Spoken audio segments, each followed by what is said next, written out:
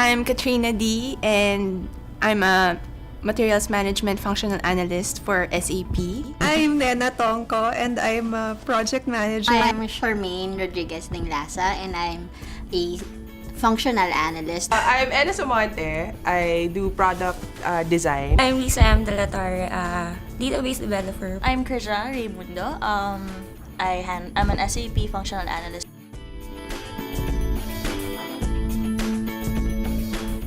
I really wanted to be a stewardess. Why? Because I want to travel. To be a singer. Actually, I wanted to be an actress.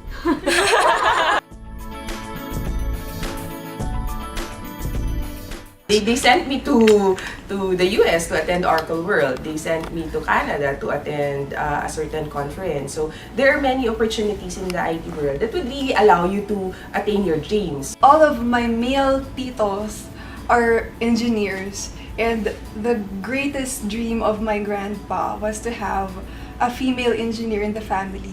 2004, there was like so many opportunities for IT, and that when I sought for a job, it's like this opportunity for IT was like business analysis and process analysis. So it's like a perfect marriage of engineering and IT, wherein you don't have to code yourself. My cousin was already taking up comp-sci at that time, and she was doing successfully in her field.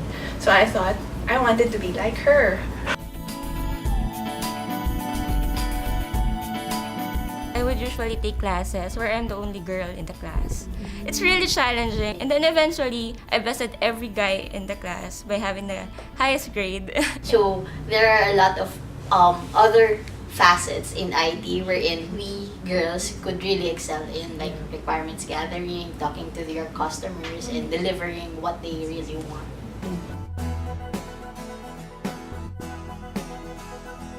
For a lot of cases, IT is perceived to replace the people. So, with the experiences that we've had in the past years, when you deploy a girl or a woman in gathering requirements, really checking it out, what the problem areas are, and doing stakeholder analysis, it's a more effective strategy sending out women. We women usually can relate more to them, and like we can understand what they want with the product. Women tend to bring the soft side of the technology part because, technology is like a hardcore thing, right?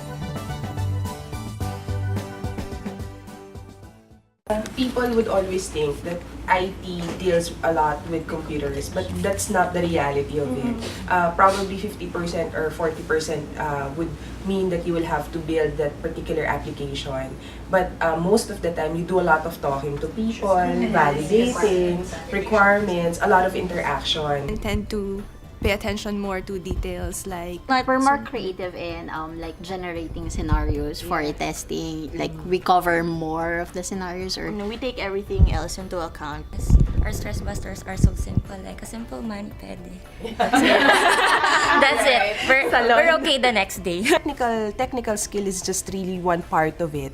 But being personable, relating yourself to the rest of the people that you'll be working with, that's a very big factor. Like for the case of Nena, being a project manager, diba, you get to deal with vendors, which is would normally come from different parts of the world. If you know how to speak another language, it's a It's very an big advantage, plus. right? Yeah, because when you get to deal with different vendors, if you know Indian, if you know Chinese, it's a very big plus. We also act as customer service representatives. It's faster for you to see how you affect people, rather than if you're in a different industry.